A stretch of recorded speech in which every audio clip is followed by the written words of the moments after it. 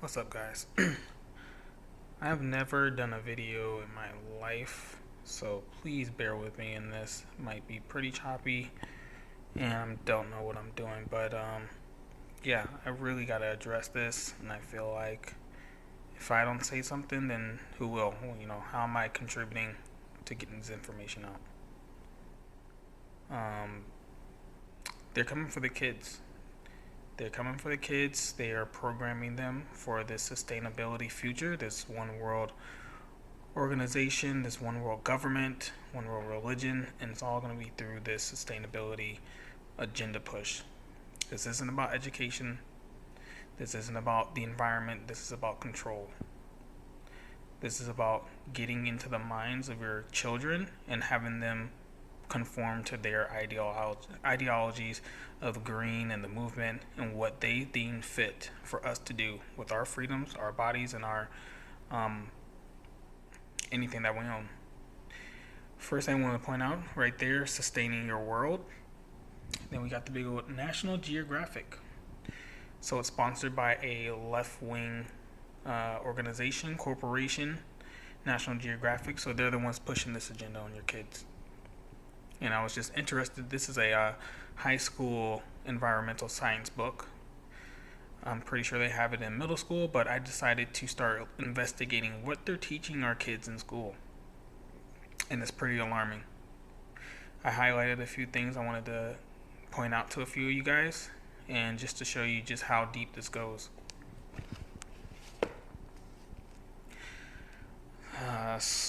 Going all the way to about the 13th chapter in the book. This is in regards to energy efficiency. So they're trying to tell you how you can be more efficient with your energy and what you should and should not use. Down here I highlighted something. Right here it says, people also use energy efficiency during their daily activities. They live and work in poorly designed buildings that require extra heating in cold weather and extra cooling in hot weather. Roughly 3 of every 4 Americans commute to work alone. Only 5% of commuters use more energy efficient mass transit. Americans living in suburban areas mainly depend on cars to get around. Most car engines are inefficient, using only 20% of the energy from burning gasoline to keep a car moving. So what that's really saying is people who are doing things independently by themselves, traveling with their own personal vehicle, is not energy efficient. The cars that have been being made for the last 50, 60 years are not efficient now. So these think tanks never saw this coming, but now they want to tell you what you need to do with your car and how you should drive it and how much you should drive it.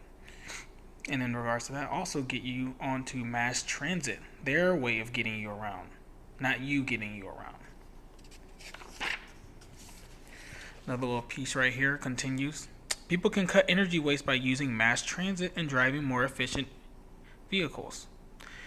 They can choose to buy more energy efficient devices. They can also make simple changes to their habits. So once again, they're trying to tell you what to do. So all of a sudden, we could have had energy efficient cars, vehicles, and things of that nature long before this whole agenda would need to be pushed. But now, since they got something that they can use to put a chokehold on the American people, they're pushing this stuff on your kids.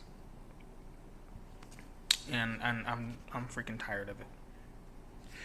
We're gonna scoot over a little bit. Here we go, a little bit here. One federal tax that is meant to discourage people from buying fuel-inefficient vehicles is the gas guzzler tax. This tax is applied to the domestic sale of certain new vehicles that don't get a combined city/highway mileage of at least 22.5 miles per gallon. I don't know about you guys, but most cars don't get that much miles per gallon, honestly. I mean, the car industry has been ridiculous. That's a whole nother topic of itself as far as the gas consumption. But they're saying that they're discouraging people from buying inefficient cars. They want you on that bus. They want you taking a bike. They don't want you to be independent of them. So they're going to be taxing you to discourage you from getting gas, buying a car, being independent, so on and so forth. Moving over a little bit. Alternative transportation. Other ways to save energy and money in transporting people include building or expanding mass transit systems within cities and constructing high-speed rail lines between cities. Commuter trains used on the east and west coast of the United States are examples. Building bike lanes along highways and city streets also encourages using alternative transportation. Guys, it doesn't get any more clear than that. They want you out of your car. They want you in their compact, stack and packed cities, out of your homes, out of your houses, and dependent on them, dependent on their way of thinking for you. And that's about it. It's in this high speed rail thing, transit. It's similar to the Hunger Games. I mean, they pretty much showed you what they want in the Hunger Games. Hunger Games had the same thing. They had these settlement zones, these places where everyone was all in one spot. No one had individual freedoms, and if you wanted to get anywhere, you had to go through the wildlands, aka the uninhabitable places. You know what I'm saying? Uninhabitable places where humans do not settle on. So we're going to be the cattle all in these little settlement zones, and we're going to only be able to take their mass transit to and fro if we're allowed. Pretty alarming stuff. Going to skip a few pages. Let me just find my highlighted spots.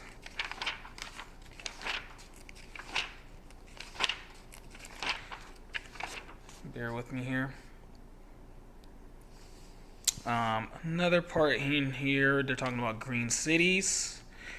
The green buzzword, definitely a word that they're using very hard in every sort of media to get you to, whenever you think of green, you think good, you think environment, you think safe, clean, but really it's the political agenda to take all your freedoms, what we have left, and completely change your world into a controlled society.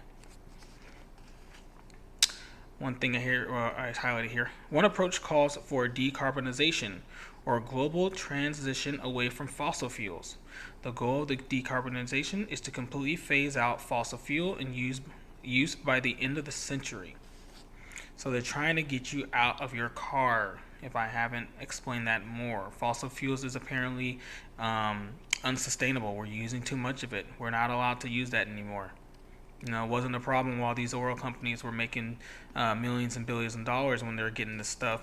But now, since they want to push this agenda, it's time for us to change things.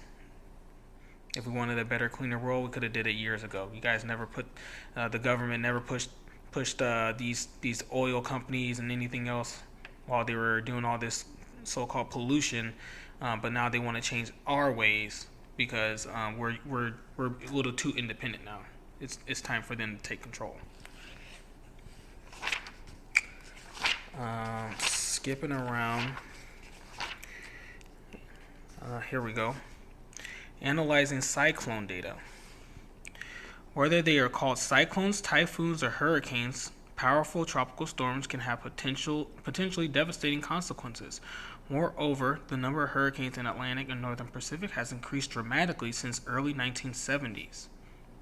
So what are they doing here? They're scaring kids into thinking, oh my gosh, we're polluting, we're causing all these mass hurricanes and earthquakes, tropical storms that we've never seen in the history of man. Like they're trying to fearmonger you into thinking that because we're using a car, being independent, having our freedoms, that we're killing ourselves and we're causing more destruction with these natural disasters, which is a complete farce, as we know. I mean, and this book is long. I mean, it's almost 600 pages. 600 pages of programming for you. And I just took out little excerpts. This isn't even close to, I'm just scraping the surface at this point. Let's see here. This is called What Factors Influence the Size of Human Population? Now, you can't have the green agenda without mentioning population, because population is what's causing these issues. People are cancer to the earth, as far as they're concerned. Several factors affect human population growth. Between 1955 and 2015, the global TFR dropped from 5 to 2.5. Those who support slowing population growth see this as good news. However, to stop population growth, the global TFR must drop to 2.1. The rate necessary for replacing both parents after taking infant mortality into account, and it must stay at that rate. So they're saying they need to have that drop down. They need to have population reduction to stay in perpetual balance. How are you going to do that? You're going to tell people they can't love someone and create a baby? Their God-given right to do so? Let's continue. Total fertility rates tend to be low when women have access to education and paid employment outside the home. In less developed countries, a woman with no education typically has 2 or more children than a woman with a high education. So what they're telling you is that, because these people aren't educated, meaning we tell them what to do, we push them to think how we want them to think, that they're having too many kids and they shouldn't. That if we get more education out there, then we can get to that 2.1 TFR ratio. Let's continue. The availability of reliable birth control is another factor that influences a country's TFR.